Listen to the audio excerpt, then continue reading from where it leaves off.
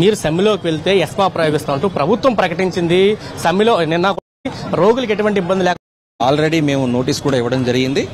ఈ రోజు ఇక్కడ 2 to 5 ఈ రోజు కార్యక్రమం చలో విజయవాడ కార్యక్రమం విత్ సమ్ డెమాన్స్ట్రేషన్స్ చేస్తున్నాం.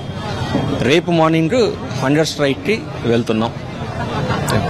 అంటే చాలా చోట్ల పిహెచ్సిల్లో ఇతర డాక్టర్స్ కూడా మేము రిక్రూట్ చేస్తున్నాము, వీళ్ళు సమ్మెలో ఉన్నారు కాబట్టి రోగులకు ఎటువంటి ఇబ్బంది లేకుండా ఉండడం కోసం ఒక ప్రయత్నం చేస్తున్నామంటూ కూడా ప్రభుత్వం చెప్తుంది. అవును, వాస్తవమే. ప్రభుత్వం అయితే ప్రకటించింది. కానీ చాలా చోట్ల ఎవరైతే రీప్లేస్ చేశారో వాళ్ళ అక్కడికి వెళ్ళి వాళ్ళ భోజనాల వసతులు కానీ వాళ్ళ ట్రాన్స్పోర్ట్ కానీ ఇట్లాంటివన్నీ ఏమీ లేవు కాబట్టి వాళ్ళు కూడా కొంతమంది పోవడం లేదు.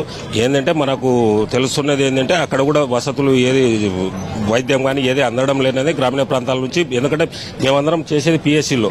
ఎందుకంటే అక్కడ ఉండే పబ్లిక్ కానీ వాళ్ళ లీడర్స్ కానీ మాకు ఫోన్ చేస్తుంటారు, సార్ మీరేం సార్ సమ్మెలో ఉన్నారా, ఎప్పుడు వస్తున్నారు ఏందనేది మాకు ఫోన్లో వస్తుంటే కాబట్టి మాకు తెలుస్తుంటుంది.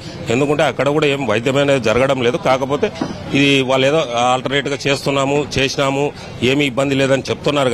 కానీ మావైతే ప్రధాన డిమాండ్లు ఏవైతే ఉన్నాయో టైమ్ అండ్ ప్రమోషన్స్. ఎందుకంటే గత 2001 సంవత్సరం నుంచి అంటే 25 ఏళ్ళు దాదాపు ఉన్నా కూడా ఒకటే కేటర్లో ఎప్పుడైతే అపాయింట్ అయినామో అప్పటి నుంచి ఇప్పుడు కూడా సివిల్ అసిస్టెంట్ సర్జన్ గానే ఉన్నాము. నా సర్వీస్ వచ్చేసి 19 ఏళ్ళు, సార్ సర్వీస్ వచ్చేసి 20 ఏళ్ళు. అలా ఎంతమంది ఉన్నారో టైమ్ అండ్ ప్రమోషన్స్ వెంటనే అమలు చేయాలి.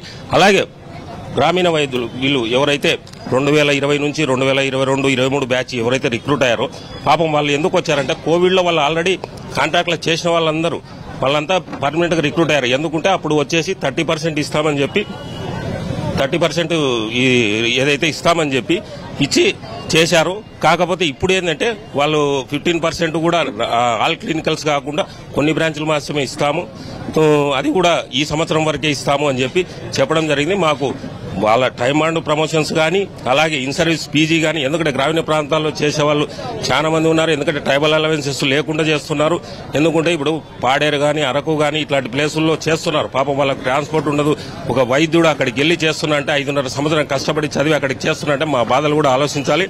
కాబట్టి వెంటనే మావైతే ఏమున్నాయో టైమ్ అండ్ ప్రమోషన్స్ కానీ ఇన్ సర్వీస్ పీజీ కానీ ఖచ్చితంగా అమలు చేయాలని కోరుకుంటున్నాం. ఎందుకంటే పీజీ సీట్లకు సంబంధించి ప్రస్తుతం చాలా ఎక్కువ మంది ఉన్నారు, అందుకే మేము కోటా